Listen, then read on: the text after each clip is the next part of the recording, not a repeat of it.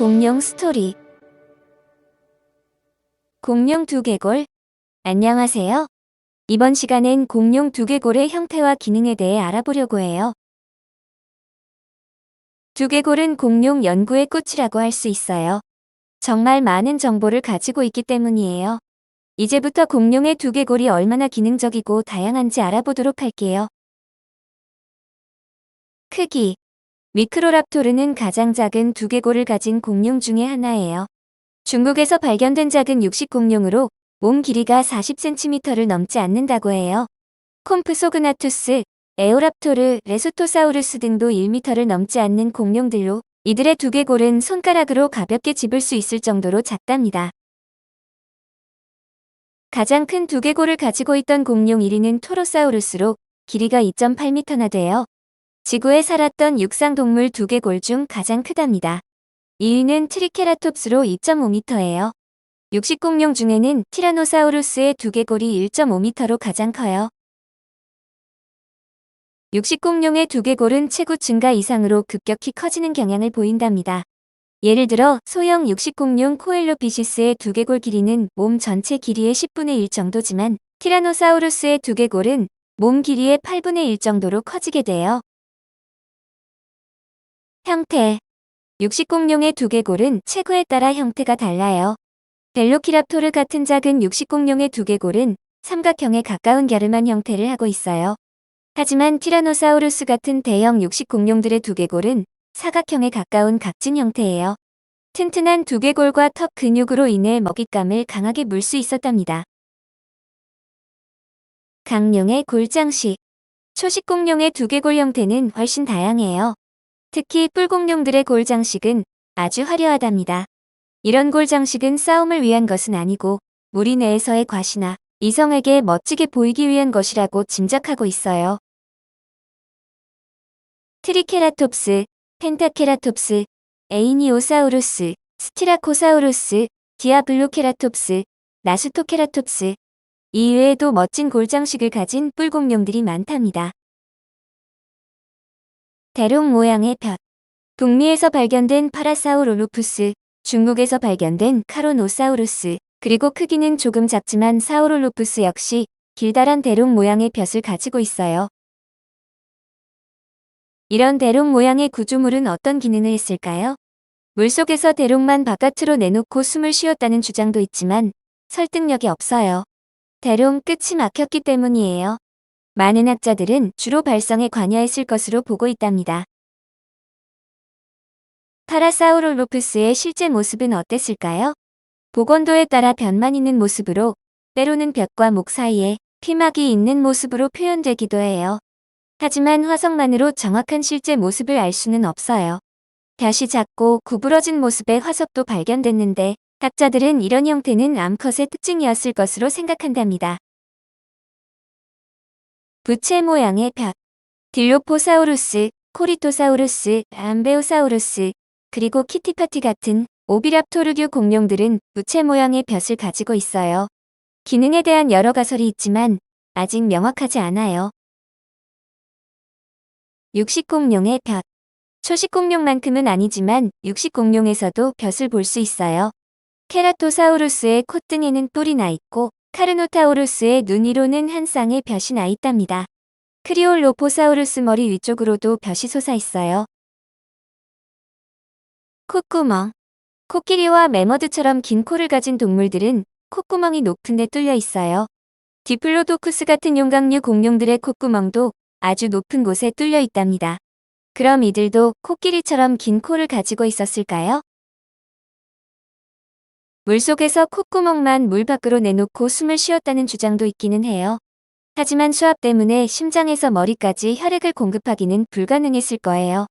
우리는 왜 이들의 콧구멍이 위쪽에 있는지 아직 잘 몰라요. 좋은 아이디어 있으세요? 칡두창. 척추 동물 두개골의 옆면에는 칡두창이라고 부르는 구멍들이 있어요. 이 구멍들의 크기와 개수는 계통을 분류하는 중요한 기준이 된답니다. 공룡의 두개골에서는 2개의 구멍이 발견돼요. 이런 형태를 이구멍이라고 해요. 아래쪽에 있는 구멍은 하측두창, 위쪽에 있는 구멍은 상측두창이라고 해요. 하측 두창은 옆에서 잘 보이고 상측 두창은 위쪽에서 잘 보인답니다. 부비동. 공룡의 머리뼈에는 코 주위로 빈 공간들이 아주 많아요. 이런 공간들은 머리뼈를 가볍고 더 튼튼하게 만들어요. 공룡뿐 아니라 말이나 개 같은 현생 동물, 그리고 사람의 머리뼈에도 이런 공간들이 있답니다. 이런 공간들을 부비동이라고 하는데, 코로 들어온 공기의 일부는 부비동을 거쳐 기도로 흘러 들어가게 돼요.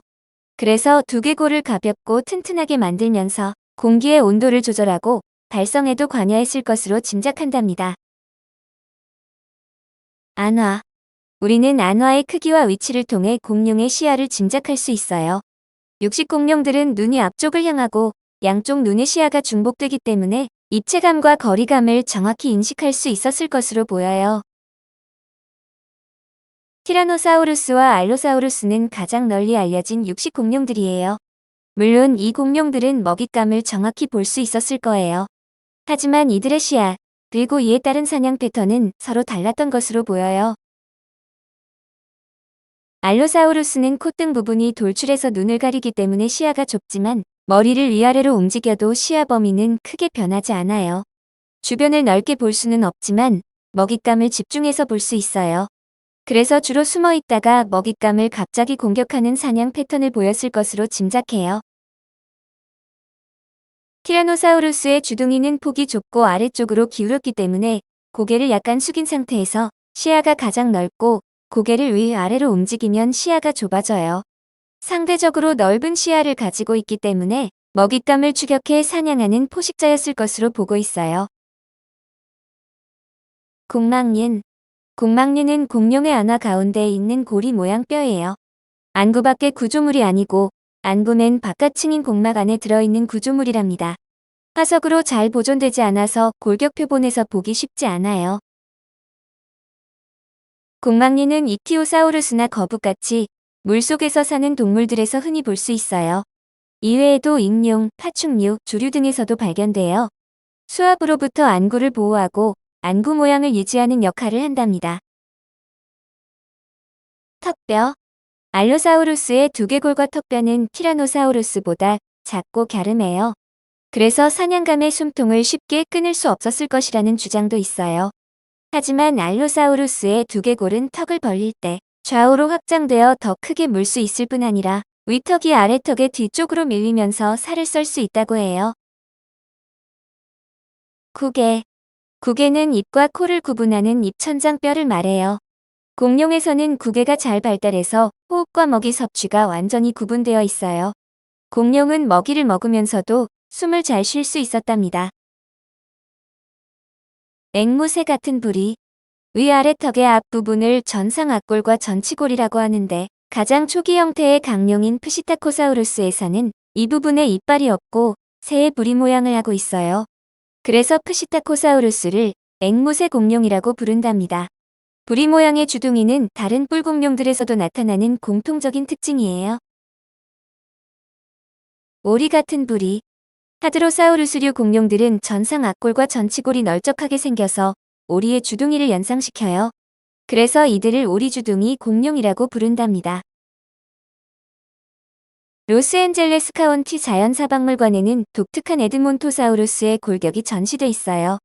처음에는 다른 두개골들과 다르게 위쪽 부리 앞으로 불필요한 부분이 있었어요. 그래서 연구자들이 이 부분의 제거 작업을 진행했지만 도중에 작업이 중단됐어요. 그때까지 볼 수 없었던 부리 조직이었기 때문이에요. 일부는 제거됐지만 다행히 대부분이 보존되어 부리 형태를 알 수 있게 되었답니다. 부리 부분에는 평행하게 배열된 수직 홈들이 나 있어요. 기존에 우리가 알고 있던 오리 주둥이 같은 모습과는 완전히 달라요. 그래서 최근의 복원도들에는 수직 홈을 가진 부리 모양으로 표현되고 있답니다. S자 교환면. 스피노사우루스와 바리오닉스 같은 육식공룡의 위아래 턱뼈는 현생 악어처럼 S자 형태로 맞물려요. 턱의 형태가 곡선인 경우는 거의 모든 이빨이 동시에 맞물리게 돼요. 많은 학자들은 이 공룡들이 물고기를 잡아먹었다고 보고 있어요. 그래서 어식공룡이라고 부르기도 한답니다. 공룡 퀴즈. 다음 중 공망리는 어디에 있는 구조물일까요? 1번 신경 2개, 2번 부비동, 3번 턱뼈, 4번 안화.